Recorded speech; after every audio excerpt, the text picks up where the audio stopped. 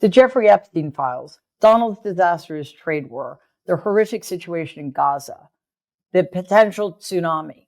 These are the issues Americans are desperate to hear about and have addressed from the White House. So when Press Secretary Karoline Leavitt took the podium today, it would be perfectly reasonable to expect some information about these issues, or at least some coherent updates.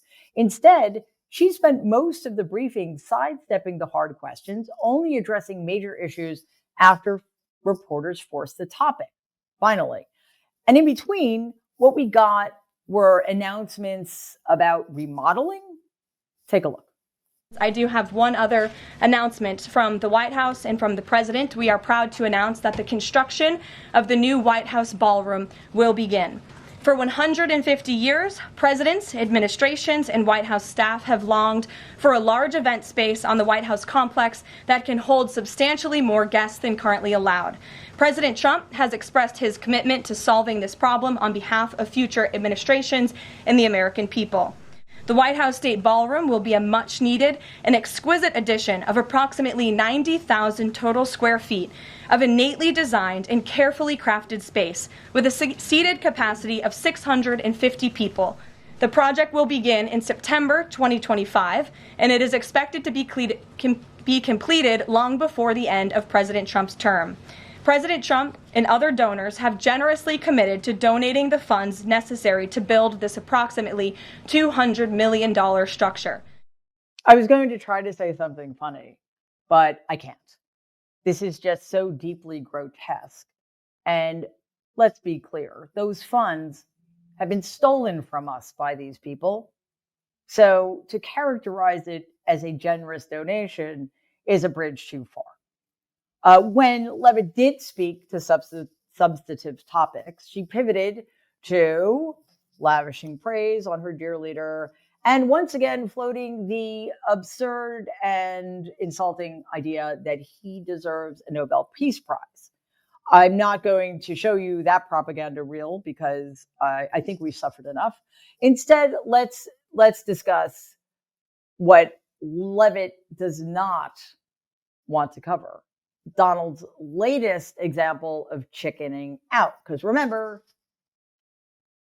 Donald Trump always chickens out. The D is silent. Leavitt was asked if the August 1st deadline set back in April would still be holding true for many of the countries still without trade deals. And she, of course, completely avoided the question. Take a look. Thanks, Caroline. For the countries that don't have a deal yet, should we be looking at the April 2nd chart at all? Or is he negotiating and talking about having a set tariff rate, 10%, 20%? Those discussions are taking place with the trade team today, and again, we'll provide further guidance with that executive order once it is signed, and the answer to that question will be in that executive order.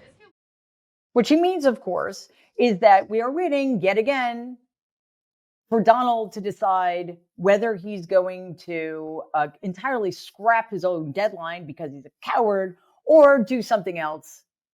But let's face it, he's a coward. He's already chickened out of his deal with Mexico, very quietly, without any fanfare, granting them another 90-day extension. And of course, this is extremely unlikely to be the last time that happens. Just yesterday, Donald declared the August 1st deadline set in stone. In fact, he said it in all caps with lots of exclamation points. So how could that not be true? The August 1st deadline is the August 1st deadline and will not be extended. Sure, it has already been extended. Just yet another reminder for those of us who have not been paying attention for the last 50 years that Donald Trump doesn't understand how deals work and is incapable of making a good one. But trade was not the only thing that was being walked back by the White House today. Yesterday, Republican Senator Josh Hawley advanced a bill that he wrote along with some Democrats that would ban stock trading among lawmakers, the president and vice president. This is something that clearly was not to Donald's liking, and he immediately lashed out, calling Hawley a quote-unquote second-tier senator. He then criticized Hawley for creating a bill that is so bad for our country, which basically translates as is so bad for really rich people in this country because that's the only thing Donald cares about. The White House has even lobbied against such legislation, which makes no sense if they cared about working Americans, but again, they don't. Naturally, reporters asked Leavitt why Donald would oppose a bill to stop politicians from getting rich off of insider trading. Sort of a rhetorical question, I would think, considering her boss has been getting rich off of insider trading. But here's her attempt at dealing with that question. Have you talked with the president about his position on the stock trading ban bill before Congress? He obviously had pretty loaded comments about Senator Hawley. There's some reporting that they've since spoken. What is his position on the current status of that bill? The president has spoken to Senator Hawley, who called him, and the president took that call. As the president said in the Roosevelt Room yesterday, conceptually, he of course supports the idea of ensuring that members of Congress and United States senators who are here for public service cannot enrich themselves. And so I think the president stands with the American people on this. He doesn't want to see people like Nancy Pelosi enriching themselves off of public service and ripping off their constituents in the process. As for the mechanics of the legislation and how it will move forward, the White House continues to be in discussions with our friends on Capitol Hill. I know I say this a lot, but it's worth repeating that she's vile. She's just vile. Because apparently she wants you to believe that it's only Democrats who are getting rich off of such schemes. I see. So it's not Stephen Miller with his $250,000 investment in ICE contractor Palantir. It's not Attorney General Pam Bondi, who sold off more than $1 million worth of Trump media shares the day before the value of the said stock plummeted because of Donald's Liberation Day announcement. It's not the fact that the sitting president of the United States is currently peddling a meme coin in order to enrich himself to the tune of over $1 billion while he's still in office.